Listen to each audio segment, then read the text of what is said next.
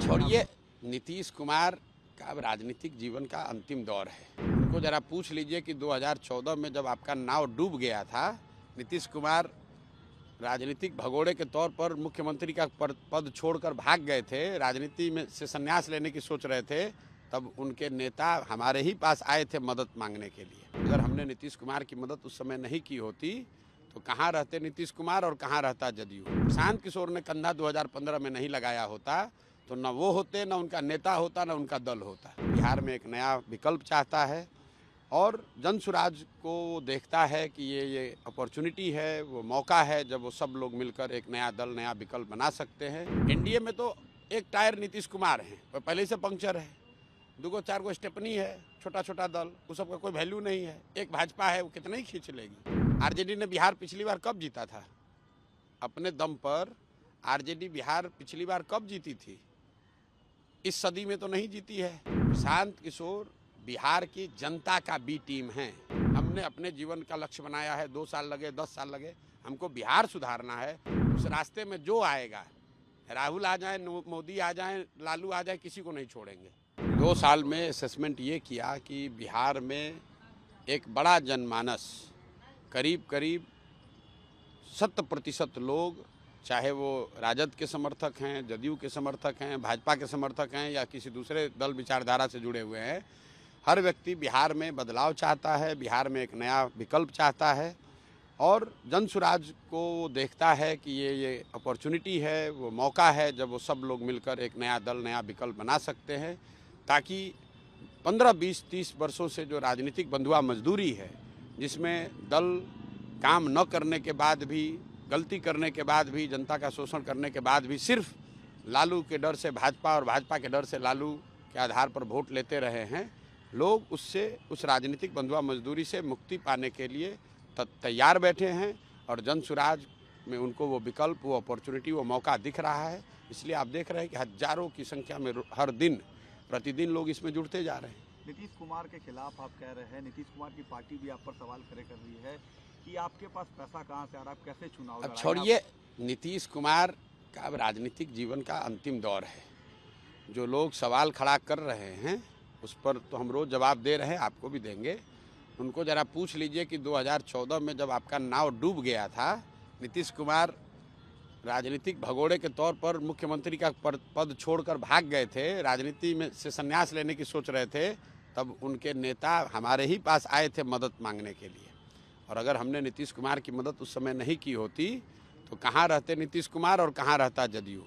इसलिए आदमी को गीता में कहा गया है, कृतज्ञ नहीं होना चाहिए, कृतज्ञता से बड़ा कोई अपराध नहीं है। तो नीतीश कुमार और जदयू के लोग कम से कम, दूसरे दलों की छोड़ दीजिए, इन लोगों को कृतज्ञ नहीं होना चाहिए, क्योंकि अगर प्रशांत किशोर ने कंधा 2015 में नहीं लगाया होता तो न वो होते, न उनका नेता होता, न उनका दल होता। एनडीए का कोalition फिर से बिहार में काम कर रहा है, आपके लिए चैलेंज नहीं लग रहा है कि आप पार्टी लॉन्च कर रहे हैं? और क्या चैलेंज है? कोई चैलेंज नहीं है, जनता के सामने कोई चैलेंज नहीं है। जनबल के आगे कौन बल है? लड़ाई अल्टीमेटली ये मैं कह सकता हूं कि विधानसभा की जो लड़ाई है वो जनसुराज और एनडीए के बीच में होगी, ये क्लियर है। लेकिन एनडीए में तो एक टायर नीतीश कुमार हैं, वो पहले से पंक्चर है, 2-4 स्टेपनी है, छोटा छोटा दल, उस सबका कोई वैल्यू नहीं है। एक भाजपा है, वो कितना ही खींच लेगी। आरजेडी को आप चैलेंज नहीं मान रहे बिहार में? लड़ाई एनडीए और जनसुराज में है तो आरजेडी को क्या मानेंगे? आरजेडी तो लालटेन है। जिस बिहार में सर, किसने कहा कि बड़ी पार्टी है? कई एमपी जीता है? आरजेडी ने बिहार पिछली बार कब जीता था? अपने दम पर आरजेडी बिहार पिछली बार कब जीती थी? इस सदी में तो नहीं जीती है। 23 हम लोग 2024 में बैठे, 24 साल में तो नहीं जीते, 1995 में जीते थे। उसके बाद कांग्रेस के स्टेपनी पर चल रहे हैं, फिर जदयू से एक बार जब हम लोग साथ में मिलकर मदद किए तब जीते। आरजेडी बहुत बड़ा दल है। कौन सा बड़ा दल है? 22 को सीट आया था 2010 में, और पिछली बार जो उनको सीट आया है विधानसभा में, वो चिराग पासवान अगर खड़े नहीं होते तो फिर उनको वही 30-32 सीट आता। और सबसे बड़ी बात है कि जो आरजेडी का जो सपोर्ट है वो क्या है? वो मुसलमानों का वोट है। और सबसे ज़्यादा उन्होंने ठगा डराया किसको है? मुसलमानों को ठगा है, डराया है, मुसलमानों को परेशान बदहाल बनाया है। तो जब आपके किरासन, लालटेन में से किरासन तेल निकल जाएगा तो लालटेन कितना देर जलेगा? नहीं जलेगा। तो आरजेडी का जो किरासन तेल है, आरजेडी के लालटेन का, वो है मुसलमान। और मुसलमान ये समझ गया है कि हमको सबसे ज़्यादा प्रताड़ित करने वाले, शोषित करने वाले, हमारे बच्चों के साथ घात करने वाले लोग ये आरजेडी के लोग हैं। और वो बड़ी संख्या में छोड़कर इसलिए जनसुराज में आ रहे हैं। और आप देख रहे हैं आरजेडी ने पत्र लिखकर अपने लोगों को कहा, जनसुराज ने तो पत्र नहीं लिखा है कि भाई आरजेडी, जनसुराज के लोग आप आरजेडी में मत जाइए। बी टीम होने का आप पर आरोप लगता है बीजेपी के। अरे भाई, आरोप लगाने वाले लोग जो हैं ये दो साल पहले करते, कौन है प्रशांत किशोर? चलिए बी टीम मान रहा है ना, अभी थोड़े दिन में ए टीम मानेगा, फिर पता है उसको चलेगा कि अब कोई टीमें नहीं बचा उसका। प्रशांत किशोर बिहार की जनता का बी टीम है। हमारा गठबंधन बिहार की जनता से है।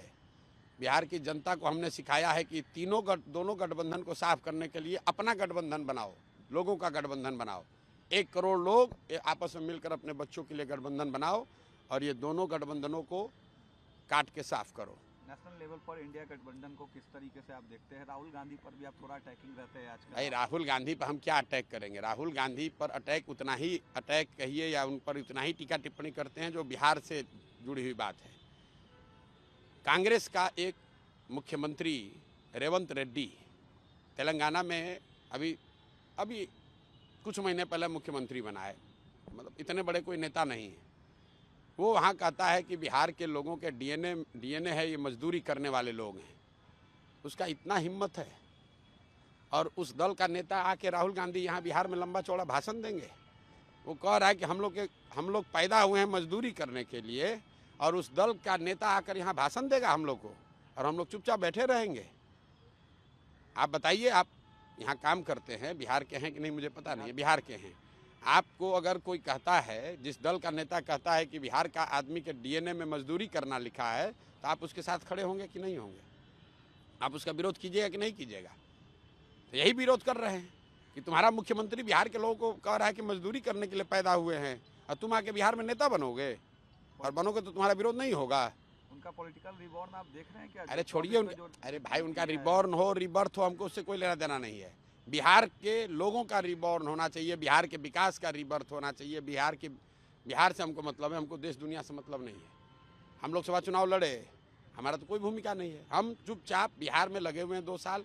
हमने अपने जीवन का लक्ष्य बनाया है, 2 साल लगे, 10 साल लगे, हमको बिहार सुधारना है, बिहार के लोगों की स्थिति सुधारनी है, बिहार के लोगों की मदद करनी है। उस रास्ते में जो आएगा, राहुल आ जाए, मोदी आ जाए, लालू आ जाए, किसी को नहीं छोड़ेंगे, किसी को नहीं छोड़ेंगे, किसी से नहीं डरते हैं। बिहार की जनता त्रस्त है और ये लोग इस बदहाली के लिए जिम्मेवार हैं और इनके खिलाफ बोला ही जाएगा क्योंकि जनता इनको गाली दे रही है। डर नहीं लगता आपको इतनी सरकार के खिलाफ? क्या डर लगेगा? हम कौन चोरी किए हैं कि हमको क्या डर लगेगा? हमने इनसे कौन सा पद मांगा है? हम तो 2 साल से बोल रहे हैं, इनको जो हिम्मत है करके दिखा ले। आपकी पार्टी क्या 243? हमारी कोई पार्टी नहीं है। जनसुराज जो पार्टी बनेगी 243 लड़ेगी, बिल्कुल लड़ेगी। 243, 242 नहीं, 243 सीट लड़ेंगे। सीएम उम्मीदवार क्या आप होंगे या? अरे भैया, जो अभी आप लोग बड़े दल कैसे बनेगा भाई? देख रहे हैं कौन लोग दल बना रहा है। अभी 50,000 आदमी आता है, आप लोग ऐसे घबराने लगते हैं, इतना आदमी कहाँ से आया? तो जो लोग दल बनाएगा वो दल का नेता भी चुनेगा, दल के नेता फिर बैठ के अपना मुख्यमंत्री भी चुन लेंगे। उसके लिए क्या घबराहट है? पहले जीतने तो दीजिए। आखिरी सवाल सर, बांग्लादेश में जो क्राइसिस चल रहा है उसमें आप पॉलिटिकल स्ट्रेटेजिस्ट है, अब नेता भी बन गए हैं सर, क्या आपकी एडवाइस रहेगी, क्या करना चाहिए? भाई हमको सच्चाई आपको बता रहे हैं, बांग्लादेश की परिस्थितियों के बारे में हमको बहुत जानकारी नहीं है। हम मधेपुरा में कहीं थे, न्यूज़ थोड़ा बहुत एक 10-15 मिनट समय लगता है, उसको देखते हैं। बांग्लादेश की स्थिति के बारे में हमको बहुत जानकारी अभी नहीं है, तो उस पर हम कोई बहुत टीका टिप्पणी करने की स्थिति में नहीं है। उसके लिए बहुत बड़े बड़े विशेषज्ञ देश में बैठे हुए हैं। हमारे जैसे साधारण आदमी, हमको बिहार के गाँव की चिंता करने दीजिए। बांग्लादेश और बड़े बड़े देश के अंतर्राष्ट्रीय मसले जो हैं उसको हैंडल करने के लिए जनता ने जिसको पक्ष विपक्ष में बैठाया है, वो लोग अपना डील करें उसको। उससे हम लोग, जो भी सरकार और विपक्ष, पार्लियामेंट, देश की संसद निर्णय लेगी, हम लोग उसके पक्ष में हैं। जातीय जनगणना आप चाहते हो? भाई जातीय जनगणना यहाँ हुआ है, हम उसके पक्ष में। बिहार में काफी लोग सवाल करेंगे। अरे हम जातीय जनगणना जब यहाँ से हो रहा है तब से कह रहे हैं जातीय जनगणना के पक्ष में, किसी भी गणना के पक्ष में है जो कि समाज की स्थिति के बारे में जानने समझने में, जानकारी, सरकार को जानकारी हो इस बात में मदद करता है, उसके हम पक्ष में हैं। लेकिन उस जानकारी पर कुछ काम भी तो होना चाहिए। मैंने अभी भी किसी दूसरे से बात करते हुए बताया कि लाइब्रेरी में बहुत किताब है, आप वहाँ जाकर लाइब्रेरी में बैठ जाइएगा तो उससे आप बहुत बड़े ज्ञानी थोड़े ना हो जाइएगा। उस किताब को पढ़ना भी पड़ेगा और पढ़ने के बाद फिर परीक्षा होगा तो उसमें लिखना भी पड़ेगा। तो जनगणना होना एक बात है और जनगणना से समाज की लोगों की स्थिति सुधरना अलग बात है। जनगणना इसलिए कराया गया कि चुनाव में उसका लाभ मिले। उस जनगणना पर जो आंकड़े आए उस पर तो कोई काम हुआ नहीं। बिहार देश का सबसे गरीब राज्य है, यहाँ प्रति व्यक्ति आय 32,000 है। ये गणना तो आपको हर 6 महीना पर प्रकाशित हो रहा है, उस पर आप काम काहे नहीं कर रहे हैं। बिहार देश का सबसे निरक्षर राज्य है, ये गणना तो रोज जारी हो रहा है, उस पर काम काहे नहीं कर रहे हैं। जब जानकारी नहीं होने के अभाव में थोड़ी ना बिहार गरीब है, जानकारी रहते हुए काम नहीं करने की वजह से बिहार गरीब है। तो जनगणना to that extent is valid कि भाई जनगणना होनी चाहिए, लेकिन जनगणना होने के बाद जो उसकी फाइंडिंग है उस पर काम भी तो होना चाहिए।